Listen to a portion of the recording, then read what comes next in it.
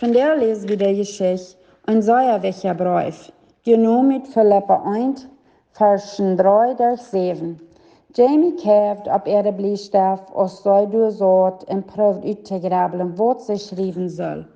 Wat is? vroeg jongere broer Josh. Is dat die schoolarbeit? Jamie draaide de kop aan en zei. Nee, ik schreef een brief, nu om je afhad, zei zij. Heist dem is genoeg wat im Hofskeim en in onze kerk reden deed. Ik geloof niet dat hij die wat aan hem denken houden, zei Josh. Ik weet, zei Jamie, aber ik dacht, wils hij niet befried is en hij weet of alleen in dat dorp schaffen deed, mag hij dit vielleicht veel rekenen. Adelje Leolota en een kleines, doelgerande klootje zat een zeer moeder misgenoor zich door bim dash.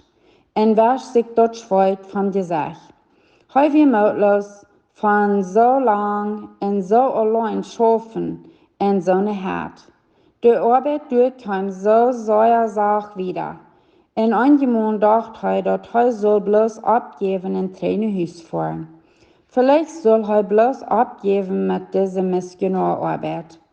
Hij kijkt naar de Pass in zijn hand. En dit Port van de Welt wie een brief zeer knap. En hij wundert over den Langwerk, wat de kindliche Handschrift daarboven had.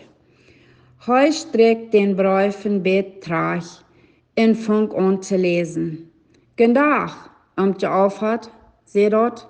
Ik wil die bloß sagen, dat we alle aan die denken en voor die beten doen. Mir gefällt het sehr, als du im Hofs nur an sich Kirche kommst. Ich hoop, du hast durch eine gute Zeit. Der Missionar frentelt en bleibt beim Lesen. Mir denkt dort noch, wat du uns vertellst, wir ins Glauben an Gott haben. Ich will proben, mehr Glauben an Gott zu haben. Wegen wat du uns sägst en wat du nu des, weil ich auch ein Tag ein Missionar sein. Dankeschön für deine Hilfe. In Love, Jamie. Je Aufwärts so durch für ein paar Minuten und dann bedankt er sich an Gott für den einfachen Brief und wo die Arm hat Mut gemerkt. Vielleicht ist das, wo Gott mich will weiten lassen, dass er mein Dienst hier brücken will. Doch vielleicht fehlt mir auch mehr Glauben.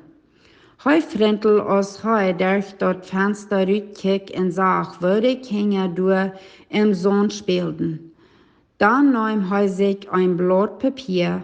Hij muss ein Dankbrief schreiben an diese Person, wat am dort so Mut gemerkt hat. Fragen.